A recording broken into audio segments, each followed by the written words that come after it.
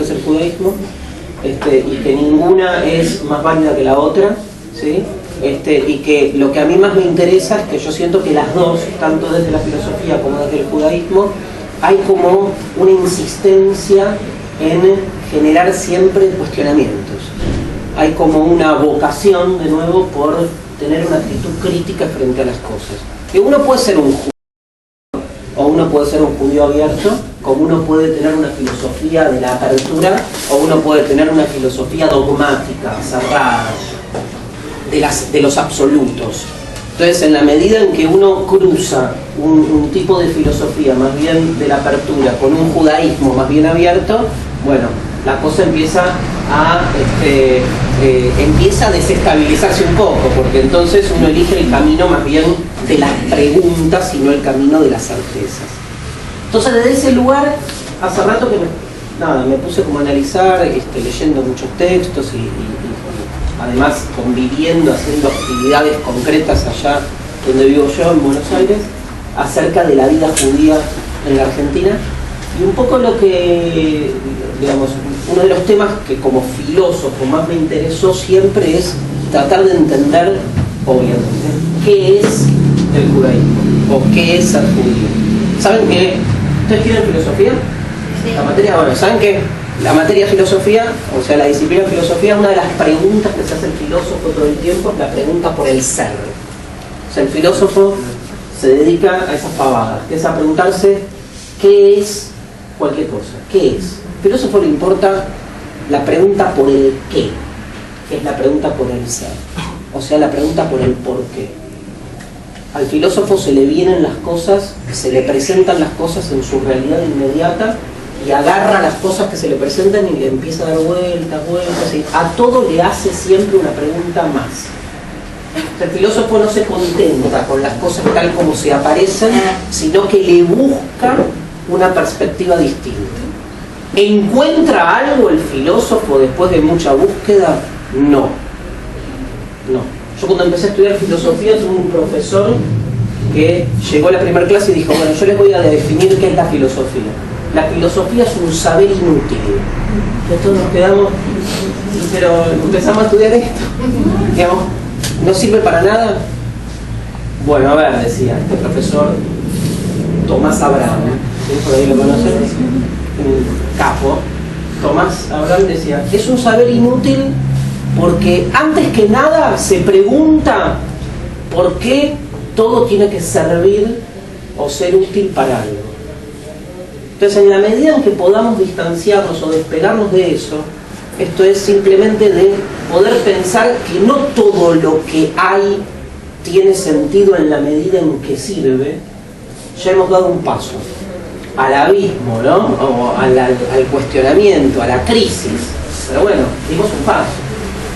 Digo, entre la crisis y las verdades facilistas que están al servicio de otros, los filósofos nos quedamos con la crisis, porque lo que uno se da cuenta es que si todo sirve para algo,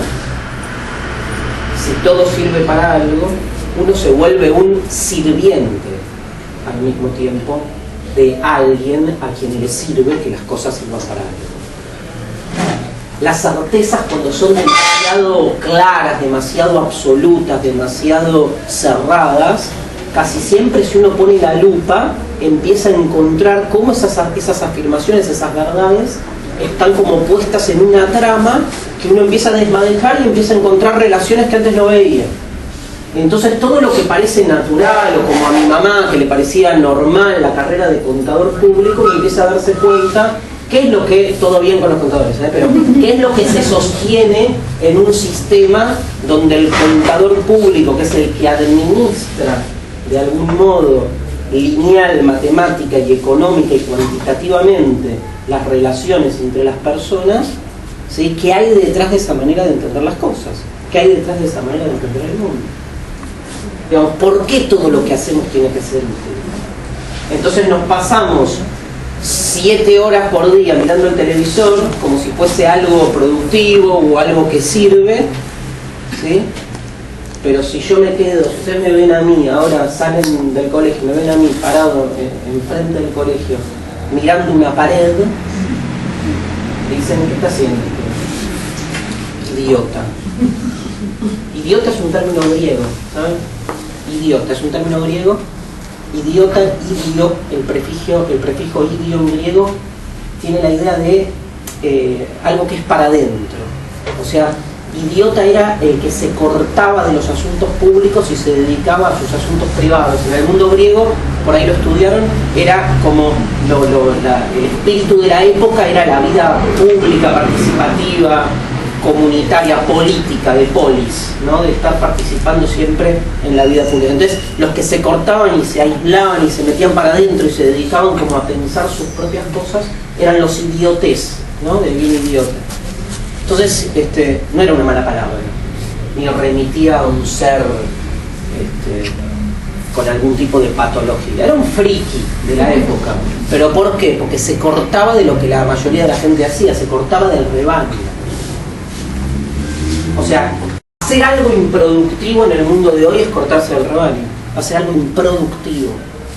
Todo lo que hacemos tiene que ser productivo, tiene que servir.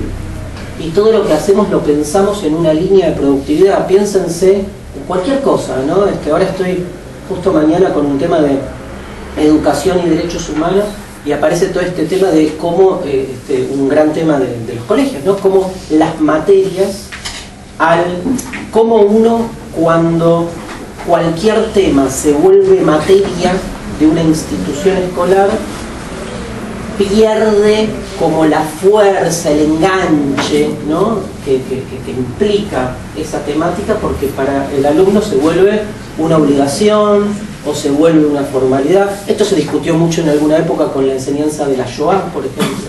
O sea, que es una materia llamada Shoah. Voy a rendir Shoah. Yo trabajaba en un colegio donde había una materia que se llamaba Shoah, que era tremendo, porque, claro, o sea, ¿qué quedaba de lo que uno por ahí quiere transmitir en términos de valores cuando cualquier alumno está estudiando Shoah como si estudiase cualquier otra materia? Entonces se le pierde, ¿no? Hay todo un tema con las cuestiones productivas e improductivas, ¿no? Digo, tenemos, no sé, en una semana prueba de tal materia y entonces agarramos los libros. Cada quien estudia una semana antes, ¿no? Pero bueno, agarramos los libros que tenemos que leer para la prueba y por ahí, alguno de los textos que leímos nos gustó. ¿Y quién puede perder tiempo dedicándose a leer un texto que me gustó? Es más, les digo cómo se trabajaría en las humanidades. Leo un texto que me gustó, seguramente me remite a otras ideas, entonces voy a buscar otros textos. Hay una a pie de página donde dice estos temas están más desarrollados en tal, entonces voy a buscar el otro libro. O sea, un libro es una ruta abierta, un camino que me abre otros libros, otros temas. Entonces me engancho con un tema, estoy estudiando historia, justo me enganché con, no sé por qué, no sé, el cordobazo, me encantó el tema del cordobazo. Pero bueno, para la prueba entra solo hasta la página 18, ¿no? Pero a mí me gusta el tema, quiero saber más del cordobazo, de qué fue una réplica del Mayo francés en la Argentina y por qué en Córdoba y no en Buenos Aires, obreros y estudiantes unidos adelante, era el grito de ahí. ¿Qué es esto?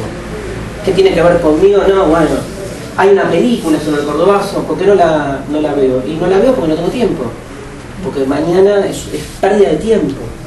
No, la pérdida de tiempo tiene que ver con pensar la cosa productivamente.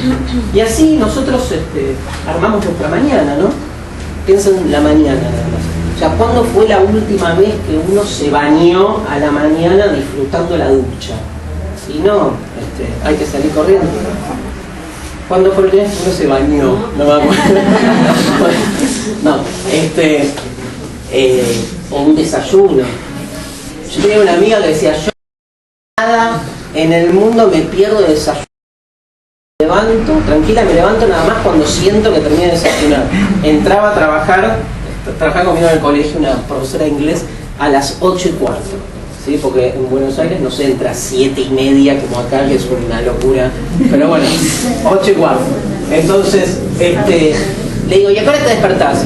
No, me pongo 1 hora y media el despertador antes para tener... Bueno, la piba se despertó a las 5 de la mañana para poder desayunar tranquila. Está bien, prefiero ser esclavo y dormir más. Pero es un tema la posibilidad que tenemos realmente de realizar las cosas sin estar pensándolas productivamente, en su utilidad, en aprovechar el tiempo, ¿no? Lo de aprovechar el tiempo, porque si uno aprovechara el tiempo para lo que uno quiere es una cosa, pero es aprovechar el tiempo para ir encajando en lo que de repente se va transformando como en ese sistema al que nos vamos dirigiendo, y ni hablar, y en esto estaba al principio, con la vocación, cuando todo eso aparte